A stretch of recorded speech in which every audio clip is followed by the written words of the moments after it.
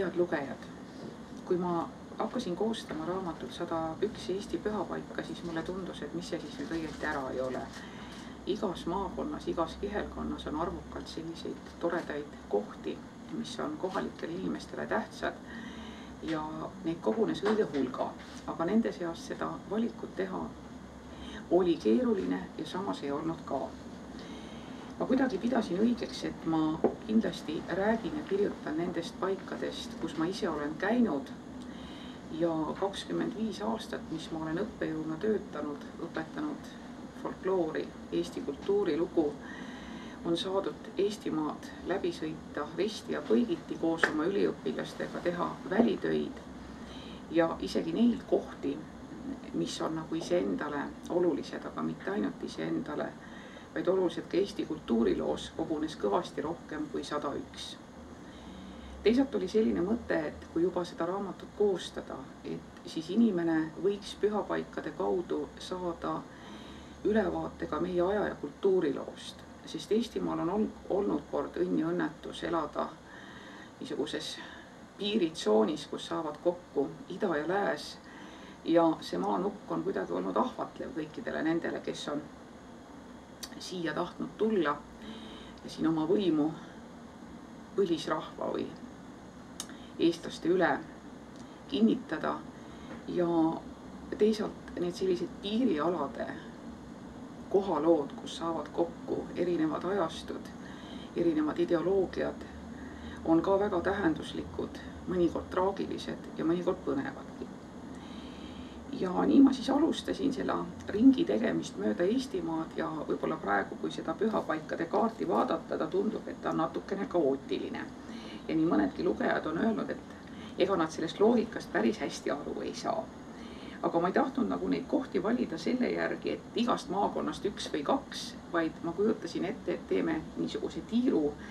Eestimaal ja vaatame kõigepealt ja kirjeldame ja räägime, jutustame looduslikest pühakohtadest, neist kõige ürgsematest. Mingil hetkel hakkavad nende looduslike pühakohtade kõrvale, asemele, lähedusse kerkima ehitkabelid.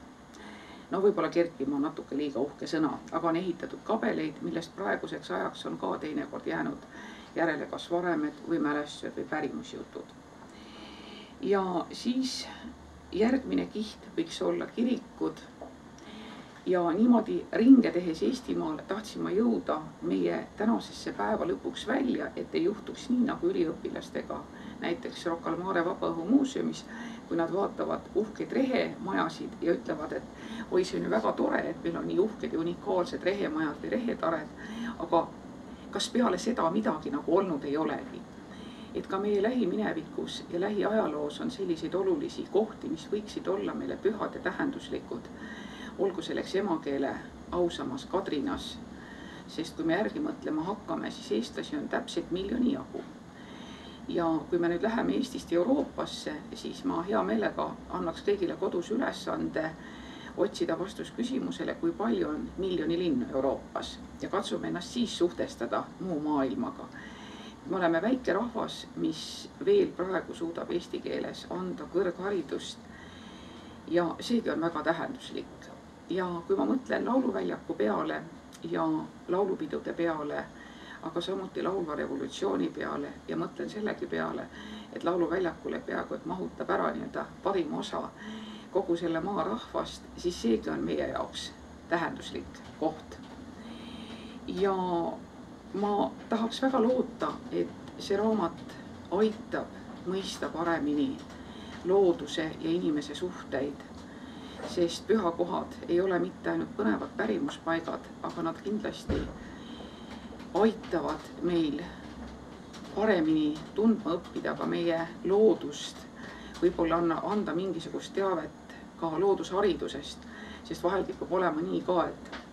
pühakohtades räägitakse ainult pärimusjutte, aga jääb kõrvale see niisugune loodusteaduslik teave. Aga ma arvan, et tänapäeval on hää tunda nii ajalugu,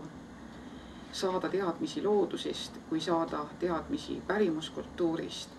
et see kõik aitab paremini siduda maailmapilti tervikuks. Ja mul on hea meel, kui inimesed, kes seda raamatut loevad, seeläbi võib-olla jõuavad lähemale meie kodumaa loodusloole, ajaloole ja kultuuriloole ja avastavad, et Eestimaa on üks ääretult põnev paik, kus võib leida jälgi vanemast muinasusundist,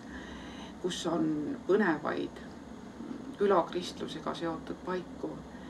ja samuti need pühapaigad, mis on pärit meie lähiminevikust, aitavad paremini mõista meie oma maa ajalugu.